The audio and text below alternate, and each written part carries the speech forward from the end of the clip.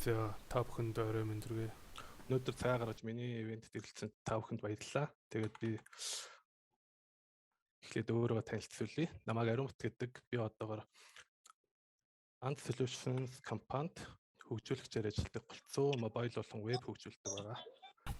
Өнөөдөр би та бүхэнд өөрийн веб сайтаа хөгжүүлэхдээ болон виртуал сервертэй тавихад ашиглах технологиудыг өөрийнхөө үгээр тайлбарлах болно. За ер нь агуулгын хувьд болохоор юу ярих вэ гэхээр веб аппликейшн гэж юу юм бэ? Веб аппликейшн хөгжүүлэхэд ашигладаг технологиуд, тэгээд түүний инфраструктур, хамгийн сүүлд нь demo аппликейшн үзүүлэлт, тэгээд миний презентацийн бол дуусах юм байна.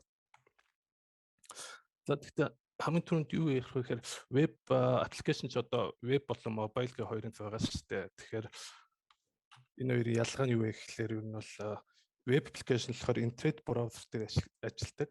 Мобайл аппликейшн болохоор Android юм уу iOS ингээд тусдаа үйлдвэрлэлийн системүүд дээр ажилладаг юм хаана ажилтгаас ялгардаг байгаа. Тэгэхээр тэрнээс шалтгаалаад мобайл нь болохоор ерөнхийдөө бол девайс голдог болчихж байгаа. Веб аппликейшн болохоор аль ч төрлийн девайсын дээр браузер аппликейшн байдаг. Тэрэн дээр ажилладаг болохоор тэрвэр илүү давуу талтай. За ер нь веб хөгжүүлэхийг амьдралд ойрхон жишээ авах үүднээс хэдүүлээ хүн бүтээдэг тоглоомд болж ингэ бодчихъя. Тэгэд хэрэглэгддэг энэ HTML, CSS, JS хэлнүүдийн онцлогдлуудын тусдын жишээгээр тайлбарлаад явъя. HTML-ээр юу хийж болох вэ гэхээр ерөнхийдөө бол хүнээр зөвлөх юм бол ингээд нэг тийм юучгүй хүн гэсэн үг. Одоо хөлтэй гартай толгойтой гэдэг ч юм уу тий. Энэ дээр нь ингээд CSS нэмэхээр нөгөө хүнээ гоё хувцастай болгоод янз бүрийн аксессуартай болгочихж байгаа адилхан ингээд зөөрлөж байгаа гэж хэлвэл.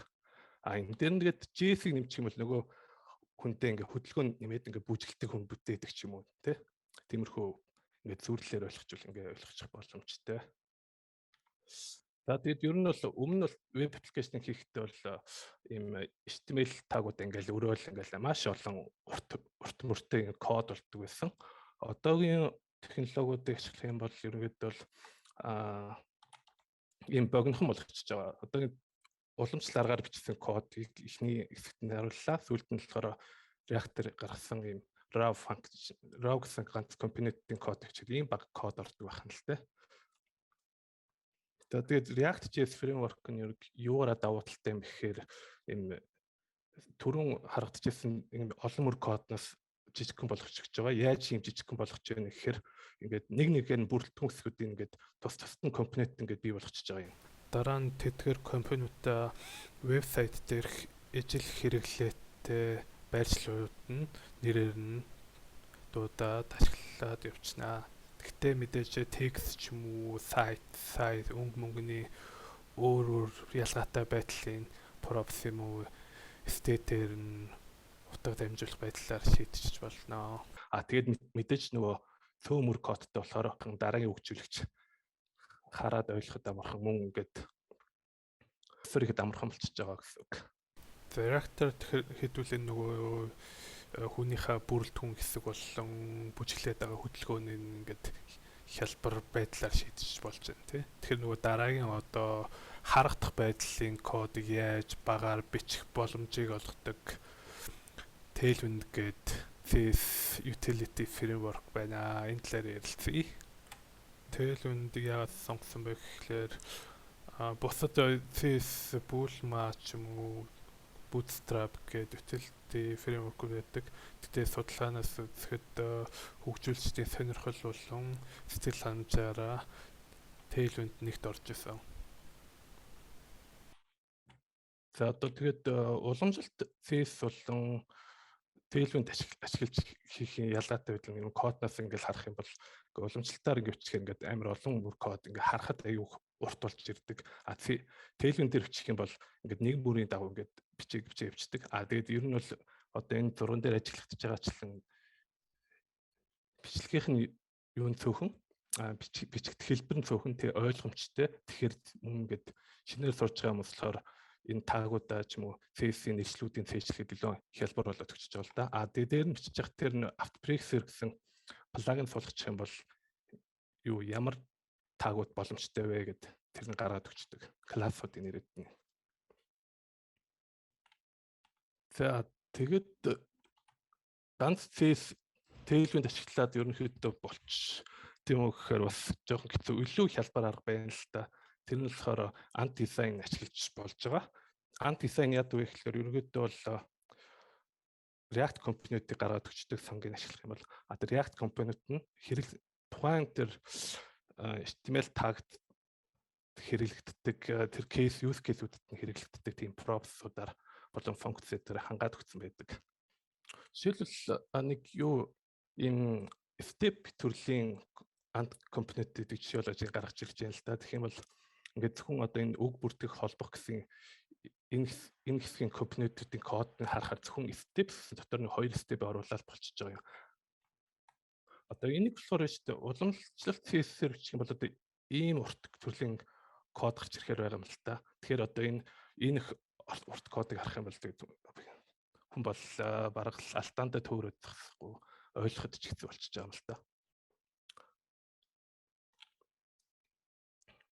Тэгээ ерөнхийдөө бол ant designer одоо л admin interface-үүдийг хийхэд их ашиглагддаг. Тэгээд миний одоогийн site project-ээр болохоор admin дээр бас ашигласан байгаа. Тэгээд зүгээр ингийн client web application дээр болохоор зөвхөн Tailwind толгоцсон ашиглагдсан байгаа.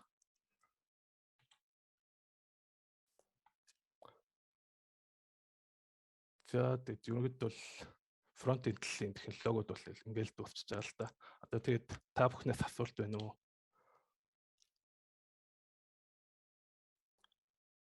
Байна уу? Сайн байна уу? Сайн байна уу? Ер нь бол React Tailwind хоёрын ер нь бол одоо ялгаатай талбарын тайлбарлаад өгөх үү? React нь болохоор илүү JS HTML-ийн лог үйлдэлүүдийг хийж байгаа. Жишээлбэл одоо life cycle React JS-ийг ашигласнаар life cycle-тэй болдог л яг ингээм mobile application ашиглаж хийж байхдаа гарч ирдэг. Одоо компонент апдейт хийх өмнө яах вэ гэдэг. Эсвэл одоо тухайн компонент шинээр ингээд бий болж байхад нь ямар лог нэмж болох вэ гэдэг юм уу. CS ч юм болохоор түрүүн би нэг харьцуулж хэлсэнтэй зөвхөн ингээд харагдах байдлын кодыг л бичиж байгаа байхгүй юу. Харагдах байдлын за ийм одоо тэр нь улаан өнгөтэй баатан нь шар өнгөтэй эсвэл том байх юм уу, текстийн сайз нь том байх юм уу, жижиг байх юм уу, hover ихээр одоо өнгө нь өөрчлөгдөх юм уу гэдэг юм уу. React-ийн нэг заавал HTML, CSS холихгүйгээр ганцааргийн дангаар нь ингээд бичиж болдог болов. Болно. Тэгвэл хоёр та юу гэдэг хэдэд арга гэдэг. Энэ стайл байдлаар бичиж болно. Тэгвэл яг энэ дээр гарч байгаа шиг энэ иймэрхүү бараг ийм ядратай төрлийн код чинь өөрөөр бараг л иймэрхүү урт код бичихээр гарна л та. Эсвэл өөр CS framework ашиглахгүй гэхээр ер нь л ашиглаж таард юм дүү. Яг л хөгжүүлэх бичтний хийх ажил их тэгээд хугацаа маань 24 цаг тэрний тэгээд ажиллаж болох хугацаа маань 8 цаг шүү дээ. Баярлалаа.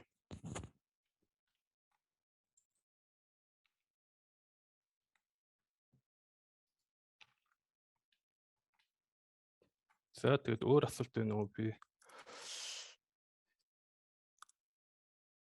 Яг презентацийн бол дэтейлэн бүгдийн тусгаагүй. Гэхдээ асуувал бол хариулж болох боломжтой.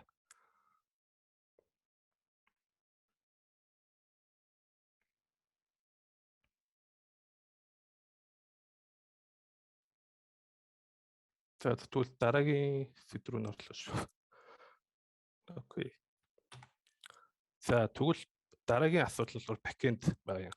Тэгээд веб аппликейшнээр яагаад ингэ backend ороод ирвэ гэхээр нөгөө датагаа хадгалах тэгээд дататай харьцаж байгаа лог үйлдэлүүдэд зөвхөн юу клиентлын веб аппликейшн дэргээд үйл төр бол ер нь бол браузер дээр их ачаал өгөх бах. Дээр нь ер нь бол оновчгүй одоогийн технологиуд гэсэн тэр чинь их зориулагдсан шийдлүүлс нэг сүртэй байхгүй гэж бодож байна. Тэгээ ер нь backend-ийн ийм олон асуудал байдаг л та систем архитектур, database, аюулгүй байдал, API, business log гэдэг scalability гэдэг.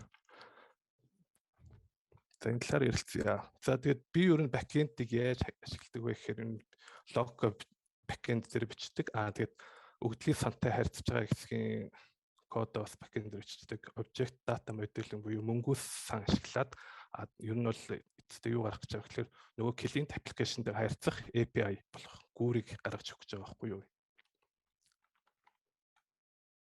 За тэгээ миний ашигладаг backend text stack бол Node.js, Express.js, database-аас бол MongoDB ашигладаг. Яагаад гэвэл эхлээд би нөгөө front-end хийжсэн. Тэгэхэд их front-end технологи JavaScript дээр үүдэг. Тэгэхээр JavaScript-ийг илүү сайн ойлгодог байсан болохоор бас одоо PHP ч юм уу Java төрлийн framework-уудыг сонгоогүй. За тэгээд MongoDB-г яагаад сонгосон бэ гэхээр ер нь бол cloud database яг MySQL сонгохыг гэхээр MySQL чи өөр ингээд одоо virtual server дээр аюул болон тохирохыг шаардлага гардаг. Тэрнээс юм залхуураад ганц cloud дээр нүсгээл connection string-ийг аваад тэгээд мөнгөс дээр тавиал Express-тэйгээ холбоотогч байгаа юм л да.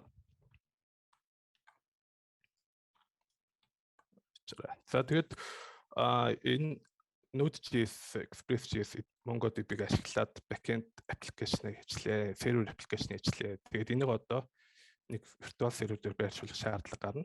Тэгэхдээ бол өмнө нь бол Linux сонгож ирсэн. Яагаад тэгэхээр ер нь байж болох хамгийн хямдхан нь гэж боддог байсан. Тэгэхдээ би сарын $10 төлдөг байсан.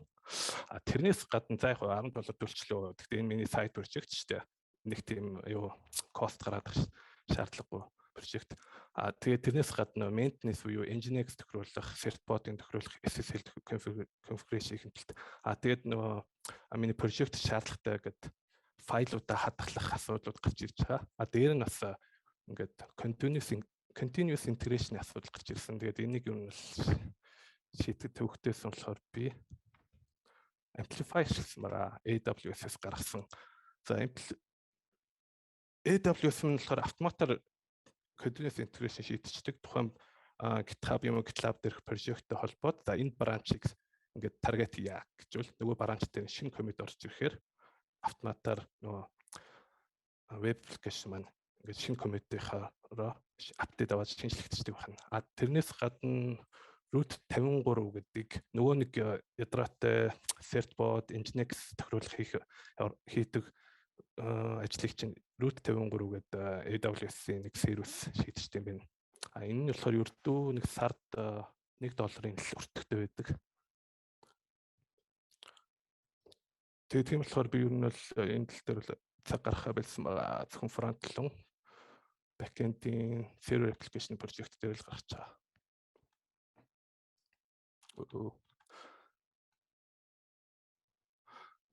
За түрүүн чинь энэ болохоор Amplify-ны юм шүү.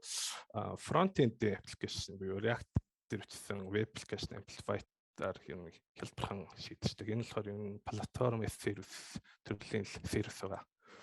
Тэгээд ингэж шийдчихэж байгаа. Одоо тэгэхээр back-ийг болохоор server application-ыг энэ Amplify-аар хийх чинь их болдгүй юм билээ. Ямар ч тийм сонголт болох гэж яриггүй. Тэгэхээр би Heroku гэдэг платформ сервис ашигласан байгаа. За энэ л болохоор юу шийдчихсэн бэ гэхээр миний нэг continuous integration шийдчихсэн ялгаагүй server application байдаг. Тэгээд бас үнэгүй. Нөгөө өмнө би чинь Linode дээр $10 төлөвлөсөн шүү дээ сар болгон. Тэгсэн бол энэ үнэгүй хийчих боломж байгаа. Тэгээд энийг сонгосон байгаа backend дээр. За тэгээд түрүүний гарч ирсэн одоо энэ дээр Nginx-ийг шийдчихлээ, certbot-оо шийдчихлээ. Нөгөө документлон файл хадгалах асуудлаа болохоор яаж хийдэг вэ гэхээр Amazon дахиад нэг сервис байгаа S3 гэдэг. Энэ л болохоор файл хадгалах зорилтын сервис. За энийг яаж хийдэг вэ гэхээр Node.js дээр энэ Amazon-ы нэг сан суулгаад тэрүүгээр нь S3 дээр үүсгэсэн bucket-тэй холбоод тэгээд React.js-ээс одоо энэ файл web client side application-аас одоо энэ файл аавын гүтэн Node.js дээр request нь боловсруулад AWS S3 руу хүсэлтээ өгөөд буцаагаад файлыг аваад буцаад веб руу өгөх жишээ нь иймэрхүү зарчмаар ажиллаж байгаа. Тэгээ энэ мөн бас боломжийн хямдхан байгаа. Гэхдээ би яг S3-ийн файлын үнээсээ мэдэхгүй байна. Хадгалтаар болох нь уу, эсвэл таталтаар болох нь уу? Тэрийг үсээ мэдэхгүй байна. За энэс гадна AWS-с Lambda гэдэг сервис ашиглаж байгаа. За энэ нь болохоор Ер нь бол жижиг төрлийн сервис аппликейшны нэг модуль ч юм уу тиймэрхүү юм хийх тохиромжтой юм билээ. Би болохоор нэг үг хайдаг нэг функц Node.js дээр өчөөд тэгээд ийшээ оруулж ашиглаж байгаа. За ер нь бол Lambda бас нэг өөр давуу тал нь болохоор low cost буюу баг зардал баг гаргадаг. За энэ яадаг вэ гэхээр ерөнхийдөө бол эхлээд бол бид нар virtual server ашигладаг байсан.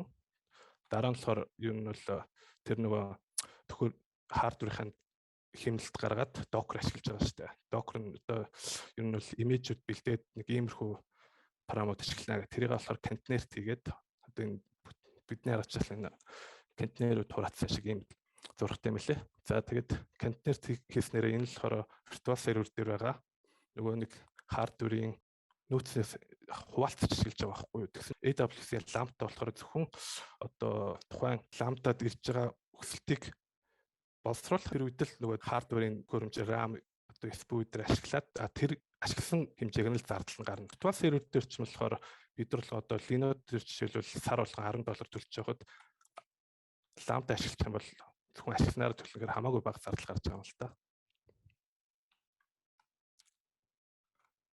За тэгээд backend технологи болон инфраструктурын сэдв ингээд дуусч байна. За энэ тал дээр асуух юм байна уу? Тэгээд ер нь бол веб аппликейшн бол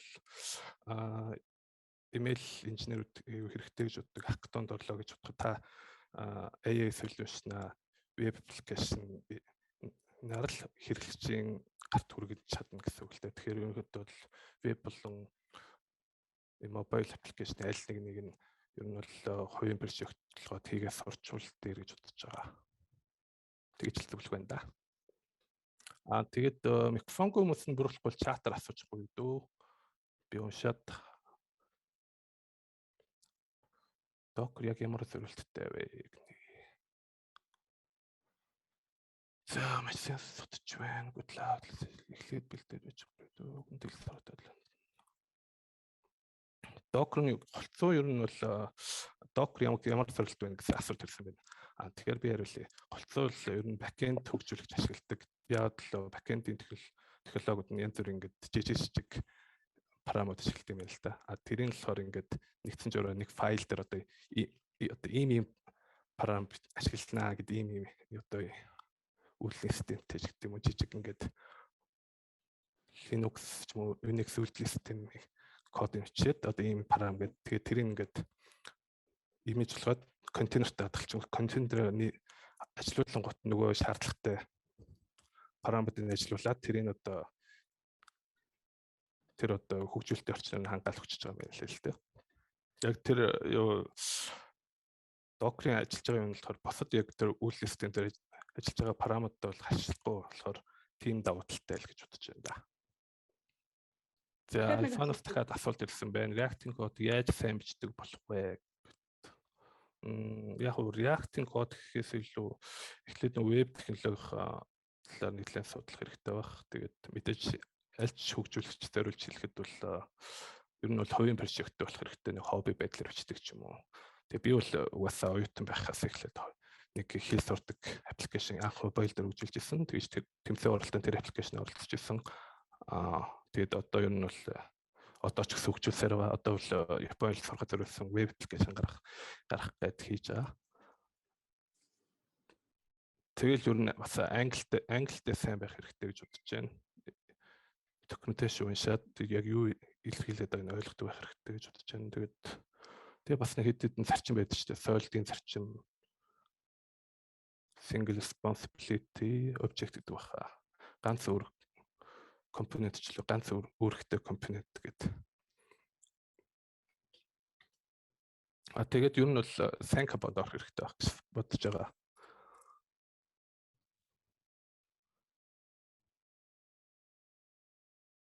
Өөргөл эсвэл open source хөгжүүлдэг community тусгийсч бол тийм боловсруулж байгаа. Сайн дүр ажил хөгжүүлэгч ажилд бас оролцвол магадгүй тэр project-д нь илүү сайн олон жилийн туршлагатай код бичдэг параметртэй бол тэдний нөгөө код бичиж гаргачлал дээрээс нь copy-дод саныг нь өөртөө аваад хэрэгжүүлвэл дээр. За тэгвэл backend-с өөр асуулт байхгүй бол би одоо нөгөө дараагийн хөдөлсөөр ашиглажлаа шүү.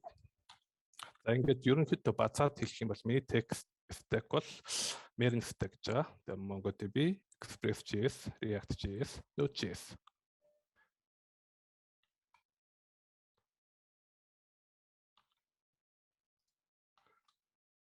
За ингээд анхаарал тавьсан баярлалаа. Одоо тэгээд би demo application үзүүлье.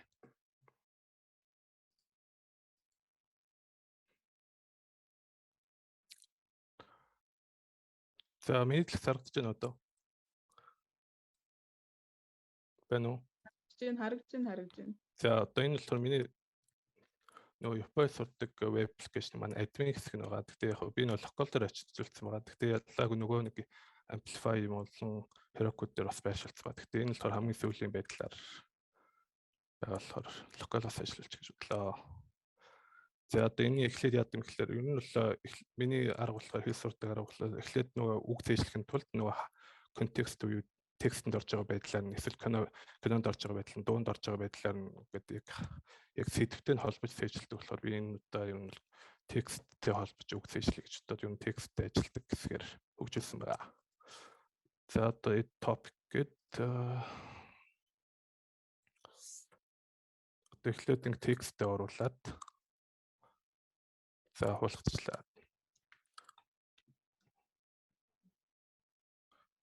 Тэгээд сая юу Чикошока гэдэг текст болсон шүү дээ тий. Тэөрх юм бол яг өмнө би энэ текстийг бол оруулсан байсан. Сая тэгтээ шинээр оруулчлаас сүүлд нь нэг юу нэмсэн. Өгүүлбэр нэмсэн болохоор. За энэ Чикошока нь болохоор ерөнхийдөө бол өөрийгөө танилцуулах гэдэг Япон хэлэнд ажилд ороход ерөнхийдөө бол өөрийгөө танилцуулах хэд хэрэглэгддэг үгнүүдийг тэр өгүүлбэрүүдийн багтаагаад ингээ хийцэн богино хэлбэрээр. За одоо ингээ текст хэлээ. Ингээд мэдээж хин жарсан бол мэдэхгүй маш их үг байгаа тий. Эхлээд бид нар бол мэдхгүйгээ түүх хэрэгтэй байдаг. За тэгээд эндээс нь ингээд хажими гэдэг нэг үг хайчи. За ингээ хайх хэсгээр дарлаа. Тэгэх юм бол одоо өмнө нь бол баазтай мэдээж би нэг 600 үг оруулсан байгаа. Тэн дотроос эхлээ хайна. Окей, энд хажимитэй анх удаа гэсэн үг байна. Тэгж ингэж хэлэх танилцсан таатай хажими маштай гэдэг. За ингээд хажими маштай гэж сонгочлоо. За please type version гэдэг. Энэ л болохоор одоо сая л хажими гэж хайсан шүү дээ. Гэхдээ параграф талаар хажими маштай гэдэг байдлаар орсон байгаа байхгүй. Тэгэхээр бид нар энэ дээрээ хажими маштай гэдэг байдлаар нь хуулаад тэгээд холбохын дарах юм бол одоо энд байгаа ингээд чернильяга өнгөтэй ингээд онцлцсан байгаа шүү дээ. Энд эдгэрч мөгдөр дандаа энэ өмнө энд байгаа шүү гэд баазд бүртгэсэн үгнүүд байхгүй. Ингээд холбочдөг. За эсвэл ингээд бааз байхгүй гарч ирлээ гэж бодъё л доо. Ер нь л шинээр эхлэхэд баазд байхгүй л үг гарч ирэл л дээ. За жишээлбэл за энд байна. Энэ нөгөө нэг Наруто үздэг хүмүүс бол мэдчихэж байгаа нөгөө Хокаго Урено Юмедакара гэдэг шүү дээ. Тэр өгүүлбэр энд байна. За эндээс Хокаге гэж хаяг л да. За тэгээд Хокагийг хаягаад биш эхлээд aid гэдгийн дараа нь нэг шинэ үг болохоор эн чинь дээдлэх чинь баазаас хайх байсан шүү дээ. За энэ дээр Хокаге гэж хаялаа. Энтрэ дарлаа. За миний ламптай дээр нөгөө байршуулсан үг хайж олж өгдөг. Сервис маань одоо ажиллаж байна. За илэрхцээ гаргаад өгчлөө. Хокаге гэдэг бол за утгыг харъя. Firelight, shadow forms and fire. За яг нөгөө анime дээр байдаг үг маань байхгүй байна. Гэхдээ firelight буюу галын илтүүл мүл гэсэн нэг утга гарч ирж байна. За яг энэ жоохон дахиад галтай гарчлаа. За энэ бол яг final цэгийг болохоор ер нь бол алдаа бол гарч байгаа. Гэхдээ ер нь бол демод бол хангалттай байгаа. Үзүүлэх юм үзүүлчихнэ. За энэ катагана гэдэг нь болохоор одоо энэ дээр бол Японы болохоор ерөнхийдөө бол ханц ашигладаг хятад ханц ашигладаг. Гэхдээ уламжлалт ханц ашигладаг. Одоо бидний хэлдэг дундад дэргээс болохоор хялбаршуулсан ханц ашиглаж байгаа. Японы болохоор уламжлалт болохоор илүү юм төвхтэй бичлэгтэй байдаг. Одоо катаганаг нь ер нь бол бүртгэдэг. Тэгээд яаж бүртгэх вэ гэхээр reading гэдэг ингээд эндээс нь олжтэй. За орчуулга гэхээр одоо нөгөө нэг галын дүл мөл гэдэг байна шүү дээ. Тэр ингээд тавьчихна. За ингээд хадгалахад арчин. Гэхдээ миний хадгалах хэсэг нь ер нь бол энэ хэсэг нь сайн хийгдэг байгаа. За ямар ч тач ингээд шинэ үг ингээд бүртгэгдхийг ойлгочлаа хэвлээ тий. За одоо тэгвэл одоо энэ үгнүүдийг чинь ингээд бүртгэжлээ. Одоо бид нар яаж энэ үгнүүдийг цээжлэх юм бэ гэхээр ерөнхийдөө бол 20 үгээр ингээд өөрөөсөө шалгаж аваад тавтах байдлаар цээжилдэг. Хүний ойр санжил угаасаа мэдээлэл бол мартдаг. Тэр бол натурал процесс. Гэхдээ ингээд мартаад санаад дахиад ингээд жоохон юу дэлийхтэй хэдэн өдрийн өнөөдөр ингээд сонссон мэдээллийг нэг маргааш мартах ч юм уу. Тэгээ маргааш сэргийгдэх юм бол 3 өдрийн дараа мартчихна. 3 өдрийн дараа мартсан үед нь сэргийгдэх юм бол тэгээд одоо 14 хоног ч гэдэг юм уу. Тэгээд иймэрхүү яаж жоохон мартах өдөр нь удаашраад байна. Тэгээд ер нь бол энэ дээр бол нөгөө оюухан академийн төсөөлөх арга гэж байдаг шүү дээ. Тэрийг бол дотроо ер нь төсөөлчихл амарсан агтсан. За тэгтээ энэ бол админ гэсэн би юу веб аппликейшн танилцууллаа. Одоо болохоор клиент гэсэн веб app харуулъя. За энэ болохоор нөгөө үг цээжилдэг веб app наа.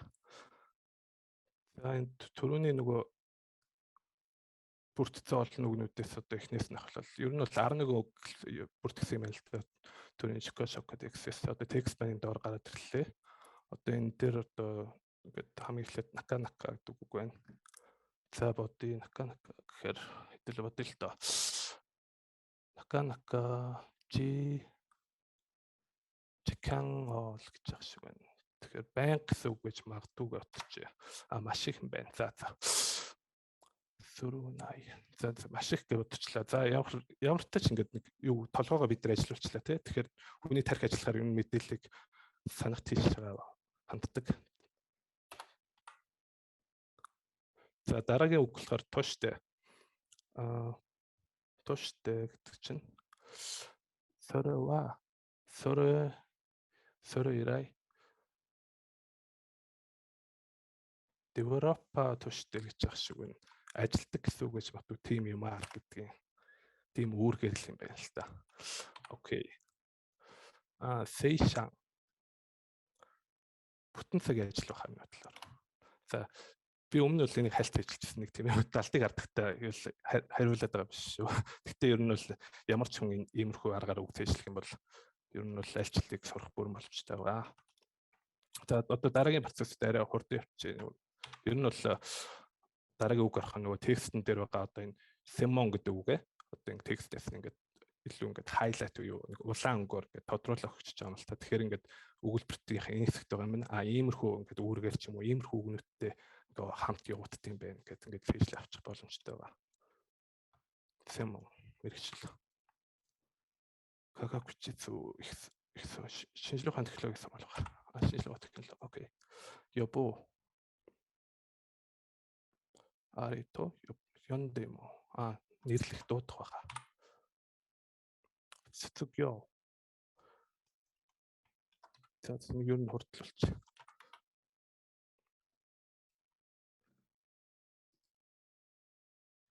Намаа нэр чокошокой танилцуулга. Маш их наканка үргээр.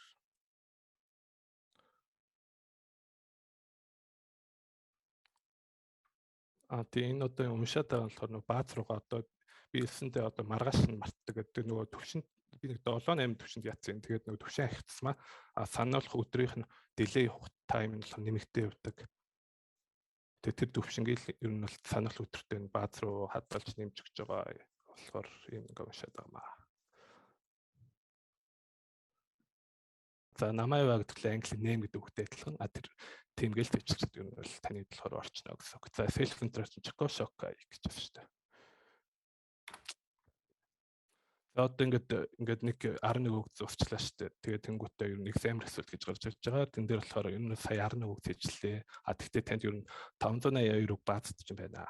Тэгээд энэ shift гэдэг дээр дээшээ гарсан цомнууд нөгөө нэг төвшнүүд нь одоо дээшлсэн гэсэн үг байхгүй. Түрүүн бол 0 байсан байна. Одоо тэгээд бүгд дээр нэг гэж цэжлсэн болохоор дараагийн төвшин рүү явчихна гэсэн үг. Магадгүй одоо маргааш өглөө надаас энэ 11 үг асуух байх.